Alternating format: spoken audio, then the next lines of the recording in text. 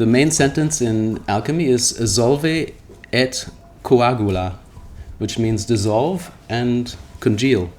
So you take something apart, and then you put it back together again in a different, higher form. And that's what we're doing in sexual alchemy with our life force energy, which is a very basic energy, and then we're actually sending an intention to it today when we do that asana, that particular asana, and we tell it, okay, now we're making an intention that we have it change in its form a bit, separate a bit from its current form, and then be absorbed, and then it can be congealed again in what is called Ojas. Have you heard of Ojas in spirituality? Mm-hmm. It's just sort of a term for little pockets of subtle energy that are available to you.